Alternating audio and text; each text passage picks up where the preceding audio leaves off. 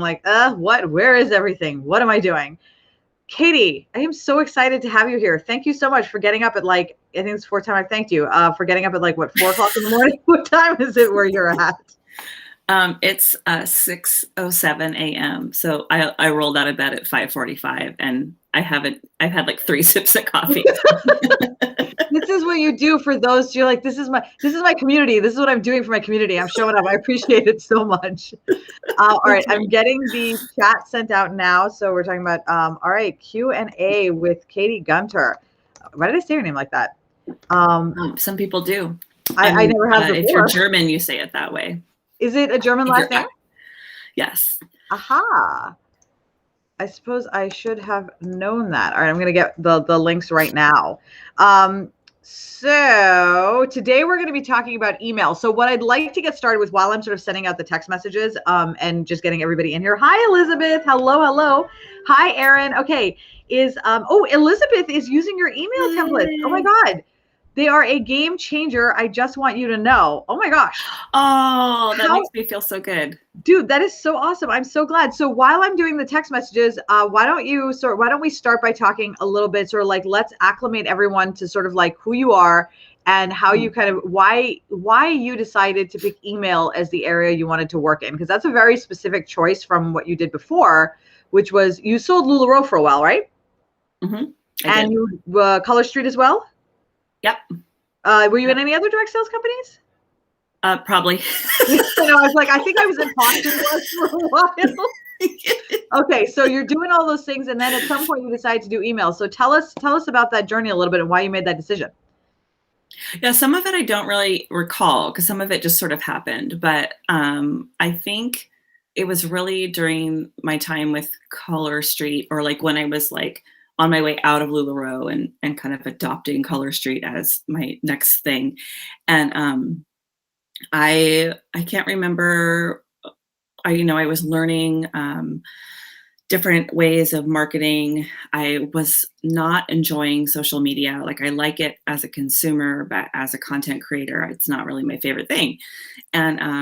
And so I started using email just on MailChimp, and I would repurpose the content that I was creating on social media into these emails to send out to people that were on my list. And my list was growing because with Color Street, I was sending out so many samples, and I was doing microblogging and Facebook notes. And so people were finding me. And I had a lot of people come back and say, oh my God, I love your emails. You're so good at this. Can you help me? And so I would help other people do it. And then I decided direct sales wasn't for me. I really, really wanted to make up my job. I wanted to do exactly what I wanted. I just wanted to make it up. And so I basically used the money I made in direct sales to learn business, take courses and get coaching and all of that. And it really came from other people pointing out that I was good at it. And I think that was an important piece, because not that I didn't know, but it got me thinking that we all have skills that maybe we don't always think of that could be a business that could be helpful to other people. So I just like doing it. I don't know. I'm just nerdy about it. I just nerd out about it. If people start talking to me about email, I get really excited. So that was the key that I realized, other people aren't excited about email. So maybe I should help them. That's a really good point. Not everybody's excited about everything. And so it's all right, I want to help the people. I actually think that's the best phrasing ever. Is that I help people who aren't excited about email do the things they're excited about, because I'm excited about email. Now, what if though? So what's, you mentioned that when you were sending out a bunch of samples of Color Street, your list was growing. When you sent out the samples, did you send it out with a little card that said something like "Join my list," or how did you get people? How did you do that? So because I was marketing on, I guess I was doing Pinterest, and I was doing Instagram and microblogging. And so I had a call to action on all of those posts, all of those blog posts that said, to get a sample, fill out this form. And so I can't remember which tool I was using at the time, but the tool would grab their email. It was very manual. I didn't have a lot of automation at the time. They would fill in their email address, their name, mailing address, and then I would grab the email, put it in MailChimp, and then mail them the sample.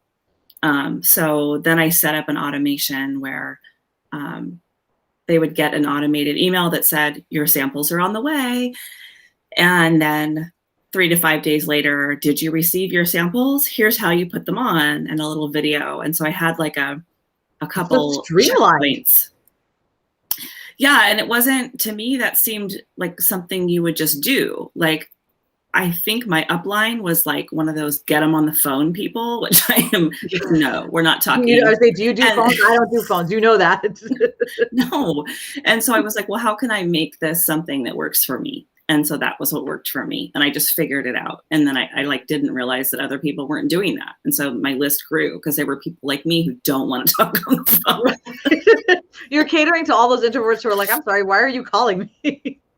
Last night, you're like, oh, your email's great. I didn't have to talk to a human. Thank goodness. But you made here, Mendy says, so this is really great. And I love how you said this because I want to come back to that, what you said.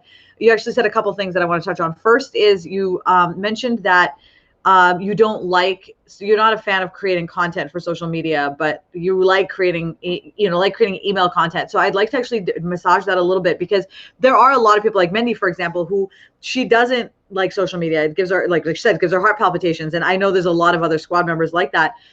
But so can I ask, like, how do you, for somebody who feels like social media may not be for them, you just kind of open up a door to be like, wait a minute, I may be able to grow my business without that. So can you tell us a little bit about why they feel so different for you? Like, why is it more, tell me a little bit more about that? Because that's fascinating. Yeah. Without going without getting too nerdy. I feel like so my background is in like video production, project management, and sort of helping other people create content, or like we were talking about, like I used to do webcasts, which is basically live audio. I remember webcasts. Yeah. So I would help tech people like repurpose their content into small chunks to deliver to people. And so I just sort of had this natural, not natural, but I had learned how to take large form content and make it into smaller content that was digestible. I didn't know that that's what I was doing. I just did what I knew.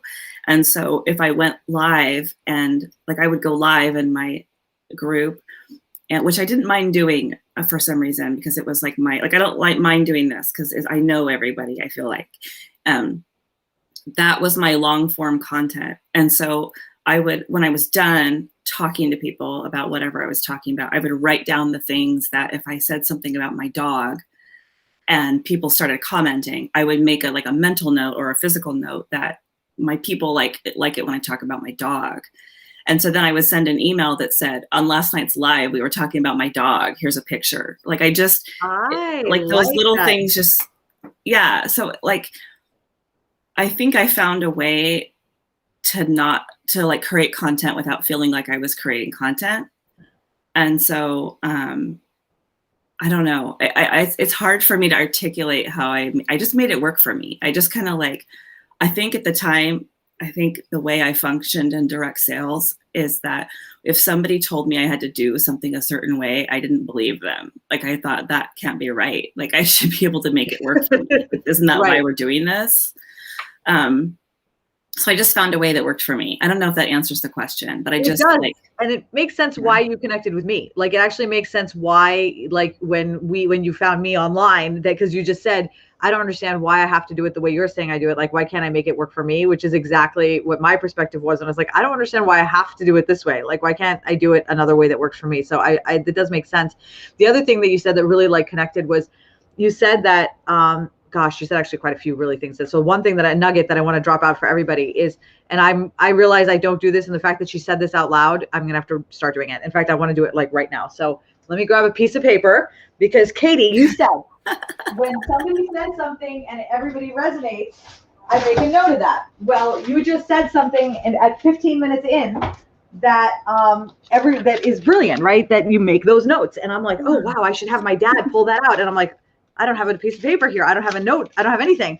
And so I realized that guys, best tip ever from Katie, keep a notepad by you or whatever and make a note. So at like 9:15 mark, you know, she gave a great nugget there. I have like, there's always a pile on my desk. Pile.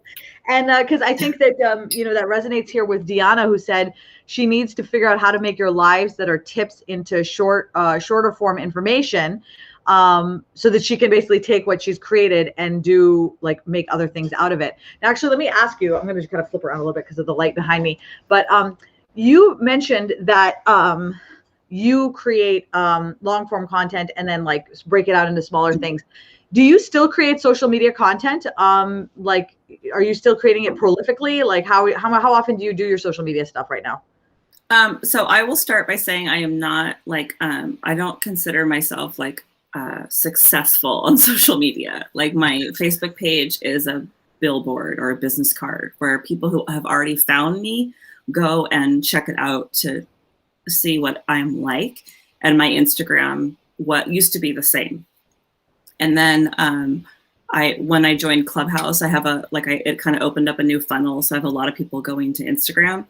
So for a minute, I changed my strategy and thought I need to create more content. I need to have keywords and then I found out that for me, that wasn't actually true and that I could keep doing it the way I want to do it. So I don't really, I have someone who helps me write my blogs and so I do blog posts. I would say that's my long form content. And that's basically me like gathering information with research and stuff I know and creating an outline. And then I send her the outline, or I might send her like an otter file, like a transcription file of me just blah, like just talking about something, because I get too in the weeds. Like, oh my God, we were talking about that a little bit in office hours, like overthinking what you're writing and trying to make everything's perfect. And I had to let that go. So somebody helps me create my long form content. I could just go live and talk, and that could be my long form content, but I don't like going live. So she creates a blog post, and then that becomes the piece of content I pull from. So like when I create an email or I create a single Instagram post, I'll pull an image or make a quick graphic, and I'll literally pull a line from that blog. And then I might tweak it a little bit, but like the content's already there. I don't have to work so hard. I work hard once and then I just keep reusing it. Like, yeah, I don't know. I reuse a lot of content. It's easier for me with lives. Like I used to be a very prolific writer, and now I prefer lives because it's just, or video, it's just a lot faster. Mm-hmm. But then that becomes my content. So I think for those of you who have, and I actually really like that you said, Anne, who's here. Anne is resonating, dude. Anne, we are so happy to have you here today. This is awesome. So the thing that I do, I have problems with perfectionism as well. So I actually send it over to my dad, who I hired to basically say, pull out the key things, because I overthink it as well. And I'm like, okay, like, well, I got to have this whole 10 minutes, or, you know, this is so important. And I am just too close to my own content. But I think what you said really that resonated is that you write, I do video, and then you mentioned that you don't even, your Facebook is like a billboard for you. It's not actually like, you're not using it to attract, you're using it to keep people there. And it's interesting because when we train, that's sort of what we say is like, if you like, your Facebook page is just one step. You've got to have other things that are going on to like build that relationship with your audience. And for you, Clubhouse became that. So if I was to like think about how you have your funnel arranged, you took Clubhouse and put it where Facebook used to be. So that's like sort of like your beginning space. Everybody comes in from Clubhouse. And then a lot of people might have a website right after that, but for you, they're going to Instagram or Facebook. And then like your website becomes really the place they go, like when they're really ready to hire you. Like at that point, they're like, that's sort of, and it's really interesting because you can use, this is almost like a modular system, because if you don't have to use all the pieces, you can just move them around. Now I got to ask you something, because you said you wouldn't consider yourself a success on social media. However, I would say, right, so when I look at that, because I know that a lot of people would say that and they would feel bad about it. But on your side, because I've watched your career, I know where you're at now in your business. Where would you say, like when I think about it, I would say that you are a success at your business. So essentially, I would say that you're successful at social media too, because you are achieving your goal. Like, right? Are you achieving your goal by using Facebook kind of the way you want to? Yeah, like, yes. I think it goes back to just sort of like doing, like learning how it works, learning what like the common practices are, and then figuring out how to make it work for myself. So I do post there. If someone comments, I engage. Clients post reviews on there. But really my funnels have been word of mouth, Aweber, and Clubhouse. I love that. No, and I think that is no one finds me on Instagram. No one finds me on Facebook, but it's social proof. So they know I'm a real living human being. And I'll say another thing that kind of ties email into that I think is really helpful. And this is like where target audience comes in. And like, believe me, I am the most resistant person to target audience. Like, wasn't it like 2 months ago? I was like, you know what? I found out I don't need to do target audience. I remember when you said that. I was like, what? I don't believe in it. I don't believe in it. Like, I think you're really smart, but I think you're wrong. But where it comes in is that the important thing is that you're consistent on all of the platforms. Like, and I don't mean consistent, like post all the time, because there's been times I don't post at all. But when you show up the same way you show up everywhere. So like if you talk a certain way here in the squad, and then you should also talk that way in your Instagram posts, in your reels, in your Facebook lives, wherever you are, because that is actually what people look for. They're not just going to my Facebook page to see if I'm a real human being. If they get on my email list, and I send them an email and I tell them I'm great at email, they're going to go to my Instagram and my Facebook. And that's where they seem to, in my case anyway, figure out if they like me. Mm-hmm. And so if you are one way in your email, like you're like super dry and robotic in your writing, and then they go over to your Instagram and you're a total goofball, they're going to be like, feels fake. Like it feels uncomfortable. So I think that's why I like to say, when you're starting with email, just write. Just don't overthink it. Write like you write. Repurpose content, and just write the way you write. Don't think about like, oh, it has to be this. No, it just has to be you, and you have to talk to your target audience. So, and actually, if somebody wanted to join your mailing list, because I really want them to see how you write, where would they go to sign up for your mailing list? It's a good question. We'll put that in the squad. We'll put that in the squad. Yeah. I'm hardly awake. I think it's I don't know how to comment in here. How do I comment? You can't actually comment in here, so we can put it in there. So so you can send it to a message and we'll put it there so that I know. Look at me not asking that question of Katie in advance. That was totally me. It's like so bellablue.com/lead magnets, and Bella is BELA. That's so helpful, I know. But /lead magnets, and then you'll get a freebie for it's like a lead magnet guide. So it gives you ideas of lead magnets or freebies you can offer to your list. Okay. And again, they're like super simple. I got to make a note now to ask you about lead magnets. But before I ask you about lead magnets, I want to ask you about something else, because I realized earlier on I skipped this one. Because you said that you used to use MailChimp. You said that you used to move the stuff from Color Street into MailChimp, and then you have this whole stuff, but you're not with MailChimp anymore. You actually are an Aweber certified expert. You're an Aweber advocate. Like, you're really hardcore into Aweber. I am as well, because I love Aweber and I think it's amazing. So let me ask you, now I've been pushing Aweber in here because I really do believe it's the best program for our particular audience that's in here. But you switched over. So can you tell me a little bit about why you like Aweber? Like, what about Aweber attracted you so much? And why do you feel like, how do you feel like it can help this group of people? So MailChimp is slow and clunky. And like, I know a few email marketing people who really like it. I still don't understand why. I think it's just that's how their brain works. And that's not how my brain works. Most people don't like it. And I will say that when I go in to MailChimp for a client to do a campaign or even just like a template, I can do it, but it takes twice as long. And I know what I'm doing, and it takes twice as long. So Aweber is pretty simple. They're always adding features. Like, they listen. If you tell them I want to see a feature, they will be like, oh, you do? Fantastic. And Like I've reached out to Jenna and said, you really need to add branding colors when you're making an email. Like I have to go find it myself, and other platforms you don't have to. And they're like, great, it's on our list of things now. So I feel like it's easy to understand how to use, and they have great templates. And within the templates, they tell you how to format an email. So like if you're brand new, it's like, this is where you should put your greeting. Tell your audience something about you. Like it's super helpful. But I think the number one thing is the customer support. And I can't, like, I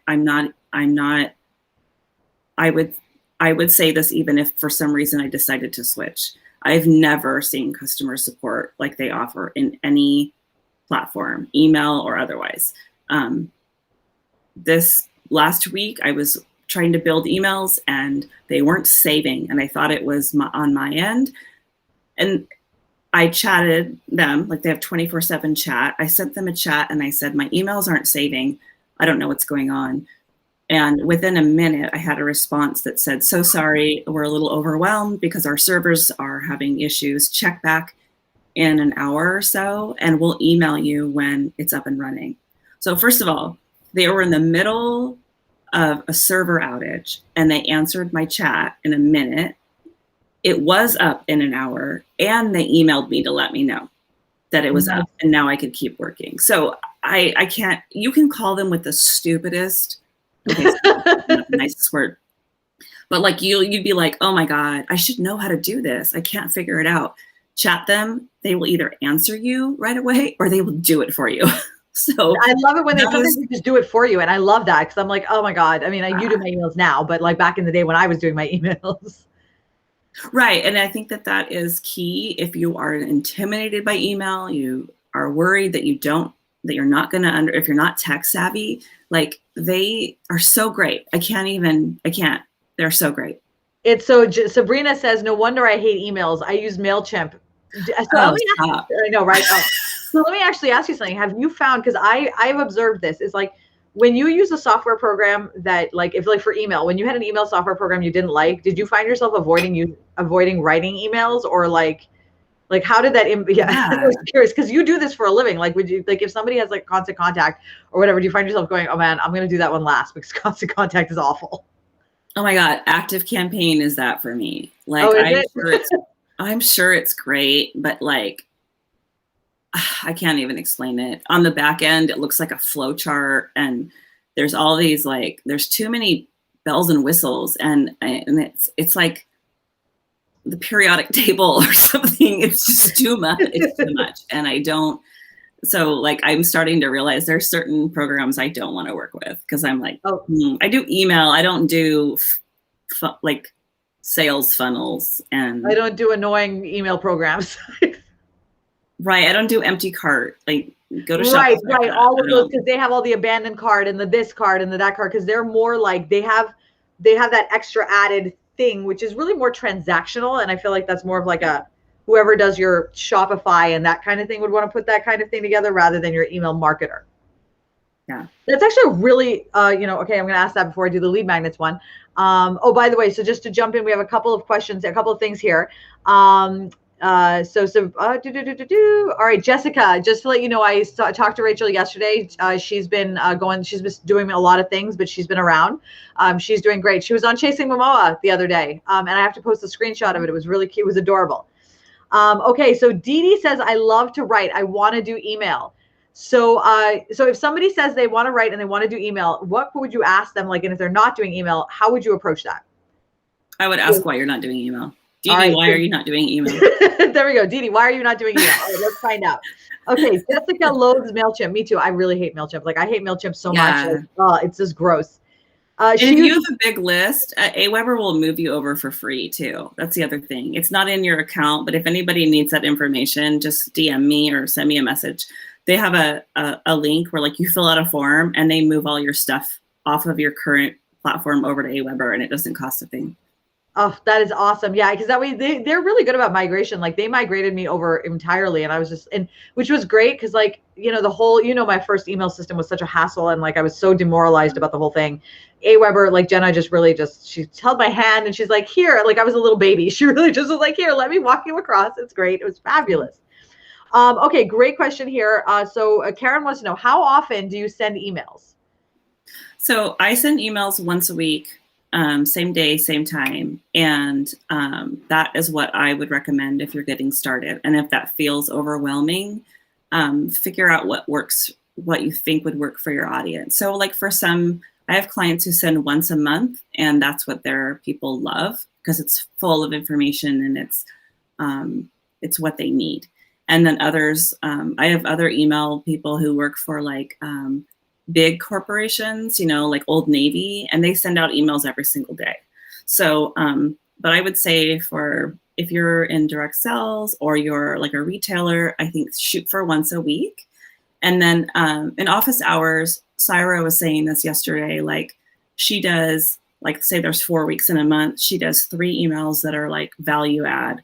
So about skincare, recipes, whatever it is that your people are into.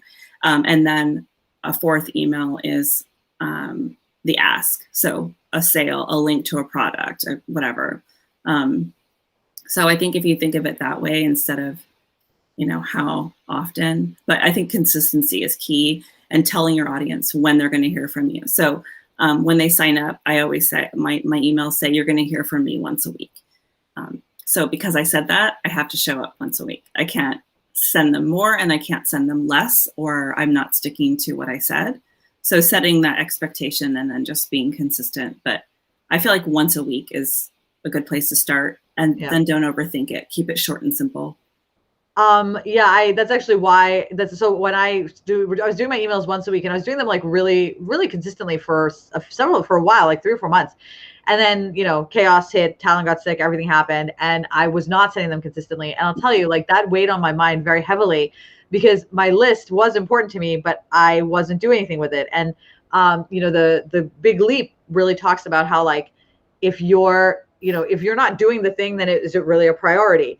And I was like, it is a priority. And so that's when I realized that I had to outsource or I had to give something else up. Like, but that was like the highest priority. And for me, it made more sense to outsource. So a couple of people did say, oh my God, how do I have Katie do my emails for me? So I want to sort of like, if you wanted to work with Katie, Katie, where would they go to like learn more about your packages and programs if somebody wanted to work with you? So they can just go to my website, and it's bellablue.com, and Bella has one L. Mm-hmm.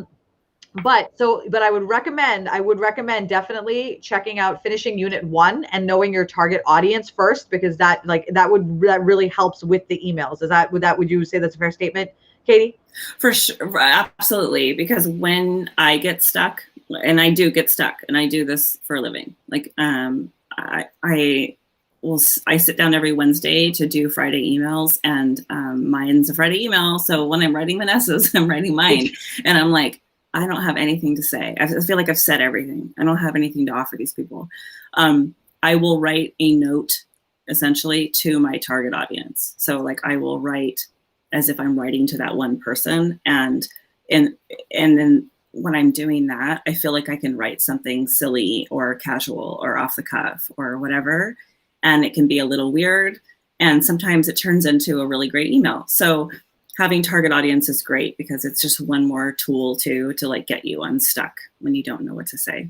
It's funny, I don't need to read the emails that you send out because you do my emails, and I don't need to buy templates or anything like that, right? But I'll tell you, I read every single one of your emails because your emails are I feel like you're talking to me. Like you tell me stories, you tell me things about, like I get to know you better from your emails. And like, it's funny because, when we talk on chat or whatever, I actually feel like a lot of the things that I get to know about you, like in our friendship, come from email. And that says a lot, right? Because like Kate, obviously we talk off of email as well.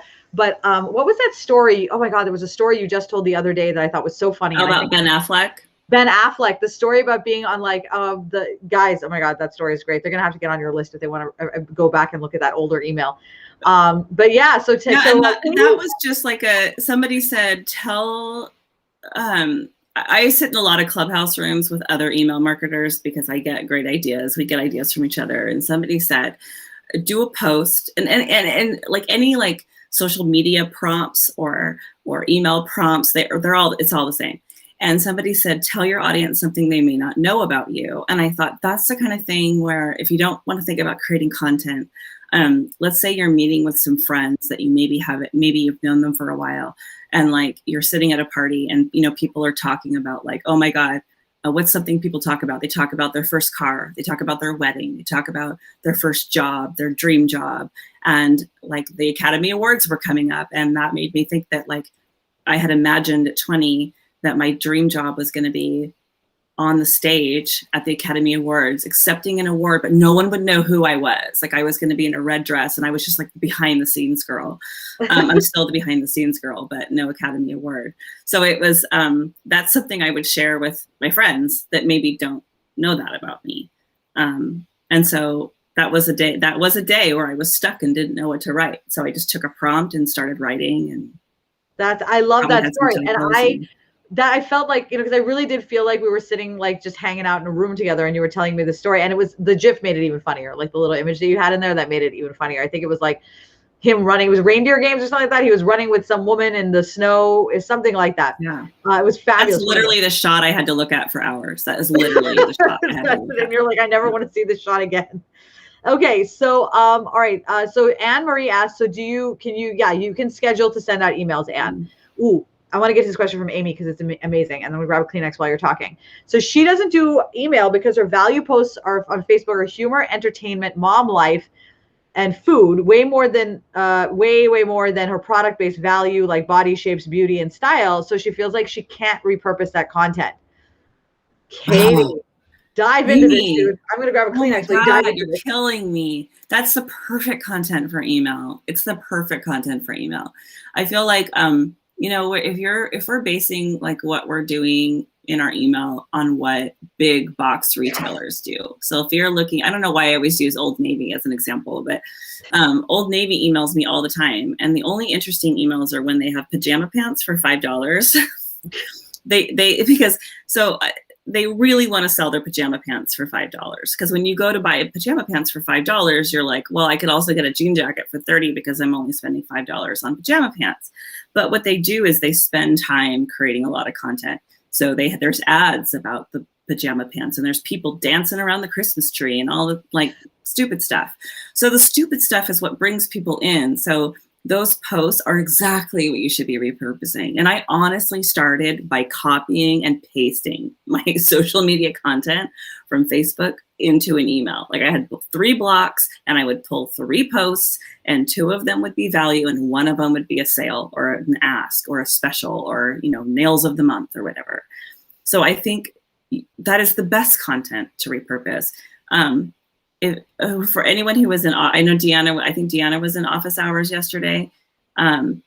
We talked about, or Dee Dee was, we were talking about Cyra's salad post. Like, I don't even know where Cyra posted it, but I'm in Cyra's group. I watch Cyra's page. I shop with Cyra, but like I've been busy and I'm not shopping. So I don't really look at anything Cyra posted. And the other day she posted a freaking picture of her salad and I stopped to read it. I was like, oh, Cyra's eating a salad. Who cares? Who cares? And she said, I literally was eating a salad and thought, like, how does, like, for a second, does this relate to my target audience? Yeah, because we talk about mindset and mindset is attached to how you feel physically, and eating a salad makes me feel good. I'll write about that. And she took a picture of her salad and posted it. And I was like, ooh, salad. I should eat salad. So yeah, I honestly like, and I don't remember what romper she posted, or I don't know what she's selling right now, but I know she's eating salad. So I think that stuff is more valuable than you think. It really is. That's the stuff that definitely gets people in. And I'm just going to say right at the outset, you were talking about the PJ pants. Just want you to know that your audience is in here. We've got a bunch of people saying that, okay, so Elizabeth loves their pants and loves those $5 PJs. So I'm just saying, like, this is right here. She's talking about Old Navy, and there you go. That's how they got you, was with the silly stuff that they're doing. There are, okay, go ahead. Somebody who's asked a question, whenever somebody says something about getting overwhelmed, so they're just not doing it, Who was that? Who was that? Okay, Anne Marie said, "Holy crow! I have so much to learn, and I'm trying hard to keep up." Yes, okay. I see it. I'm going to put it on screen. Hit it. So Anne Marie, there's no catching up. Here's an example. My mom's here visiting. I'm probably keeping her awake right now. And every time she comes to visit, she does all of our dishes and she does all of our laundry. Like if the joke is if my husband drops a sock on the floor and he goes back for it, it's gone because my mom has washed it, dried it, folded it, and put it on his dresser. And so and even when my kids were babies, and if you have kids or you've had kids, you know you are never caught up with your laundry. And so she would like leave for the airport, and always, she's probably listening to me right now, and she'd say, "At least you're caught up on your laundry." And then 2 days later, I'm like buried again. Right? I'm not caught up. They're never caught up. So you're never going to catch up. You just have to like pick what is, like Vanessa was saying, what's the priority? What are you doing? And like, if you want it to be a priority for you, just start. Like, don't try to catch up. I'm not caught up. I don't know everything you need to know about email. There is no Vanessa will ask me stuff about her email. She's like, "Have you verified the DKIM?" I'm like, "No, what? I don't." I didn't know that. I learned that from Alex. Right, have Alex do it. I don't know what I'm doing. So that's what I do. You're never going to be caught up. Yeah, yes. That's all I wanted to say. It's like, don't keep that feeling of like, oh, I haven't learned all the things. I can't start email. Yeah, we all get there, but I think just do it. Yeah, just do the thing. Take messy action. And Dee Dee mentioned that earlier. She said how she has not been taking messy action, and it's good. It really is. I think it's very important to shine a light on ourselves when we're not living our own, because it happens. There's nothing wrong with it. We drift. We have, life happens. It gets in the way. But when you realize it, you're like, oh, drat, I'm not living the way that I'm not living my best self, because I know the things that I want to be doing to feel that way. So at that point, it's just like, all right, well then start now, right? Because there's nothing you can do you're not going to be able to, there's too much stuff to catch up. So that actually brings me to another question, because one of the things that a lot of people struggle with, and I think this is where a lot of people get stuck in email in general, and you actually were the one who shone the light on this for me, was is this idea of lead magnets. How do I get someone to sign up to my email list, especially in this group where we have a combination? Like if you're like a coach, it's fairly straightforward because you have a lot of printed content and workbooks and sheets like that you can just give away. But it's a little bit harder, when you sell a product that's, maybe that you don't have free samples for, or, some people maybe have an audience that are not comfortable giving up that information, like I'm not going to give you my address or something like that. So in terms of lead magnets, let's say I'm a boutique owner and I want to get started on my email list and I want to get people to come to sign up. What would you suggest? Tell me about the lead magnet. You said that you have a downloadable. Tell me a little about that, and then just generally what you would advise. So, and actually this was in Donald Miller's book. And I think we talked about this in office hours yesterday too, is that people value their email address at about $10 to $20. So you want to think about offering them value that feels like it would cost around 10, like you would charge $10 to $20 for that. And I don't mean a $10 to $20 off coupon. I just mean if you think about like Amy, for example, how much Amy charges for an hour of her time, or how much Amy charges for when she provides a worksheet for a client.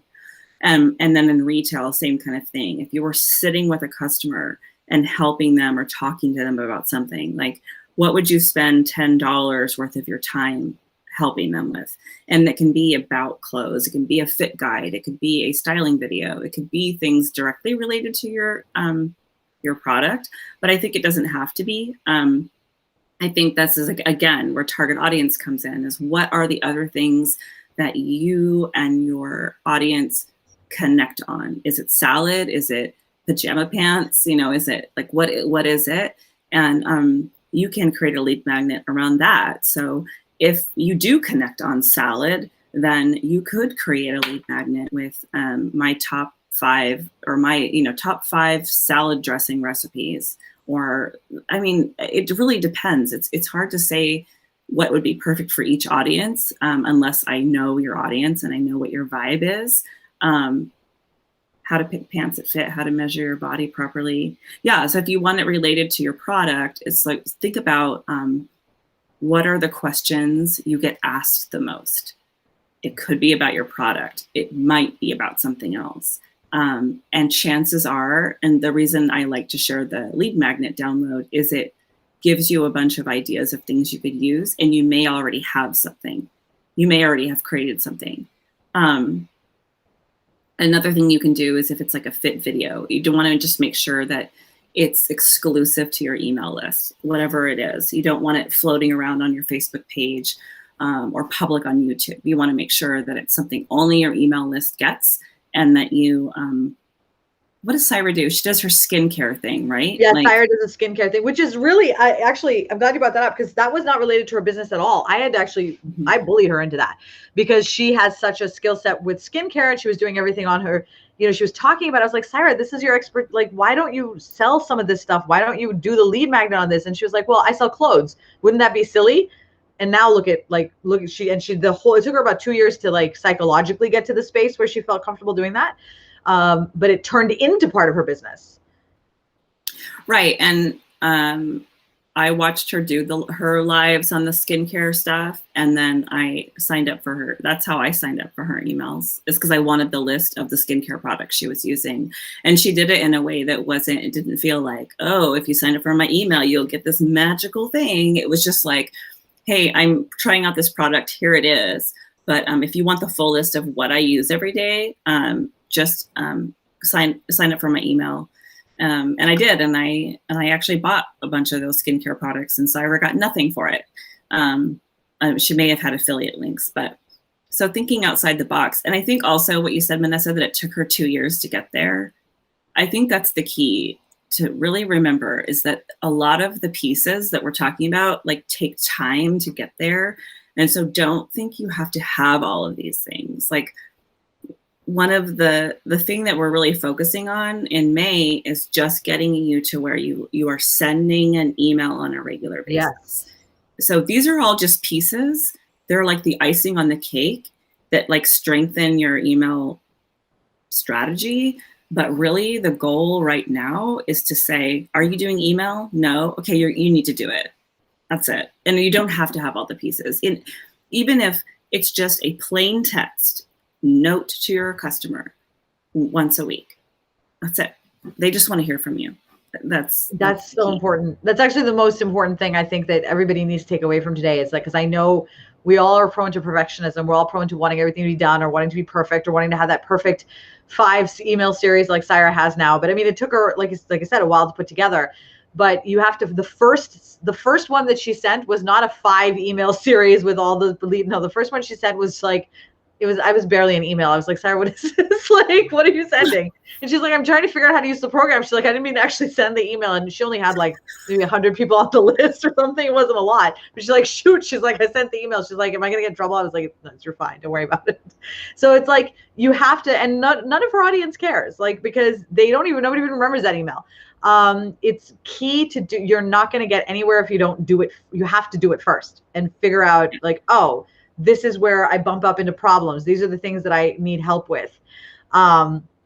Exactly. 2 to 5 year plan. I know that we all want our businesses to go faster, but like when I think about it, Katie, I think I was talking maybe about you yesterday about how you were an OG squad member, in 2018, I believe that's when we started. So, and that was LuLaRoe, Color Street. You started the email, and now here you are, you're booked up, like, you have a waiting list, like, but if somebody looks at you now, they're like, oh my God, I want to do what Katie does. And they're going to start to try to mimic what you're doing like right now, but they're missing like that whole journey that we all watched you go on.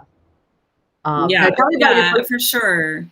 There's a lot of, and even in like when I started, when I started doing it for myself, I also, like, I was working for someone else as a virtual assistant, like helping LuLaRoe retailers. And, that wasn't really my thing. I really wanted to do email, but like Elizabeth said, you can do different lead magnets and test out what works. My first lead magnet and one of my first blog posts, they were all linked together. And then I sent an email. It was a total, not only was it a failure, you guys, like a total failure.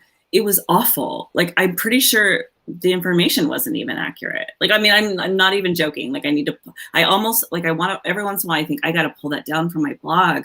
But part of me is like, I kind of like it there. I kind of like it there because it reminds me that, like, I don't know everything. And, like, I know what I know, but I don't know everything. And sometimes you're going to get it wrong and your lead magnet's going to suck, or you're going to send like I sent an email out on Friday, and then my button, I forgot to test my button. It didn't even work. It didn't link to anything. Whatever. I mean, hopefully I'll remember next week. Like, you're going to screw up. You're going to send stuff that sucks.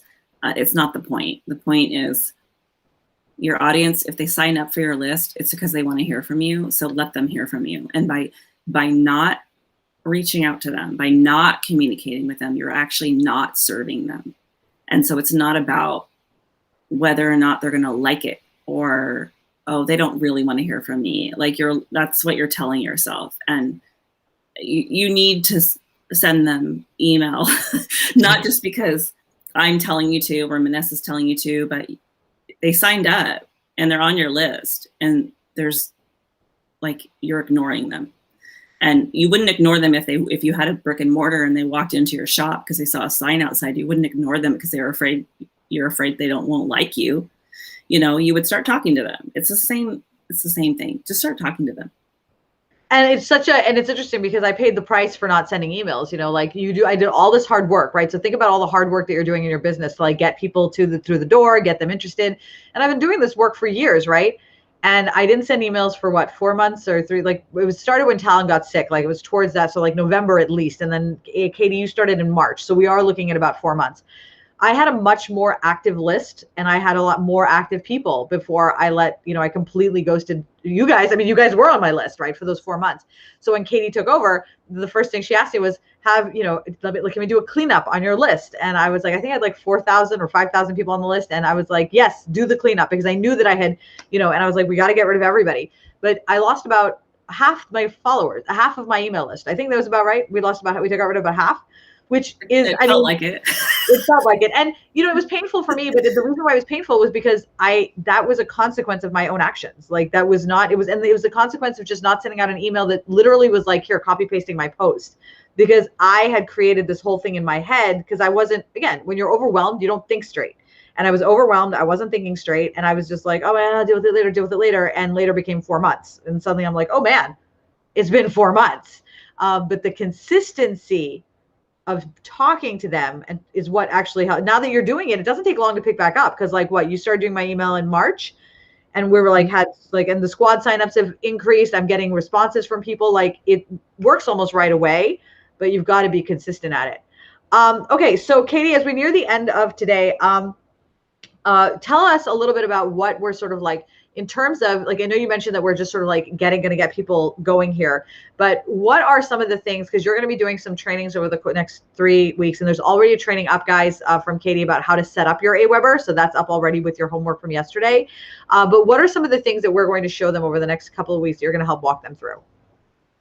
Okay, so the first thing to do is set up your Aweber account, and that's probably pretty obvious. But I would even just watch the training to make sure you have a few things set up correctly that you may not know about. And one of those is having a physical address that shows up on all of your emails. So you want to make sure that's an address that you're okay with people seeing, because it's required. And I think I put in there, I need to add the links to, like, there's services you can sign up for if you don't want to get a PO box. So things like that. But then we're really just going to talk about, like, the simplest way to get you to where you're sending emails to your list. So how an actual email should be structured. So, like, the subject line is the most important part of your email, because if no one opens your email, it doesn't matter what's inside. So we'll talk a little bit about that, and really just getting you to where you're sending the email. We'll talk about templates and how templates are going to save you time, and how, it's going to give you brand recognition and all of that. But really the key is going to be sending the email. Sending emails. That's it. I mean, Right. There's going to be like, we are going to talk about like what goes into that and like the consistency and what the messaging should be. And then the technical aspects of it. But I think just the focus is have your goal be, you're going to send emails. Send emails. That's the goal. Okay. So how about we have that be our mission for like taking action? So in May, our messy action is sending emails. That's the key. Like by the end of the month, we want you to have sent at least a couple of emails, and we're going to help you do that, right? And then by June, you're going to be sending them regularly, but we want you to at least send an email to get started. Right. Fabulous. Okay. Yeah, so, and I think that's like if everyone who's on right now, like if by June they have like I'm sending weekly emails. I will be so excited. Oh my God, I'll be so excited. Well, because we'll start seeing shortly thereafter, we'll start seeing people going, oh my God, I have more customers. Like you give us like the second you start doing that, we're going to start hearing from them going, oh my God, the email's got me more customers. Right. And even if you don't see that right away, hang in there. It is a little bit of a long game. It is. Right. It builds momentum, you guys. And even I didn't really realize what that meant. It builds momentum. I get business from people who have been on my email list for a year, have never replied, have never spoken to me. And then they're like, I'm ready. And you're like, who are you? Who are you? And I go and I look in Aweber, I'm like, oh my God, they got that shitty email I sent with the bad information and it's still stuck around. Like, oh, I love her. Yeah. Yep. I love that. Exactly. Okay. So fabulous. Thank you, Katie. Can I just say again, for the 10th time, I appreciate you waking up early in the morning to come be with us. I know that you were sleepy, but I'll tell you, you were way more coherent than I felt. I was like, so thank you so much. So guys, do your homework. Mendy says she feels like she's back into freshman year. So yep, don't make me call on you. Be like, all right, who didn't do your homework? So everybody has to do their homework and set up their Aweber account. And then we're going to meet up again next Tuesday, and we're going to kick off our next phase of this, of the emails. And Katie's going to be around all month long to help. We're going to post links for Katie's Aweber account, Aweber affiliate link for you guys to sign up for Aweber. We're going to post a link for you to sign up for her mailing list. Please do, because her subject lines are like incredible. And her emails are really, really good too, but the subject lines are like incredible.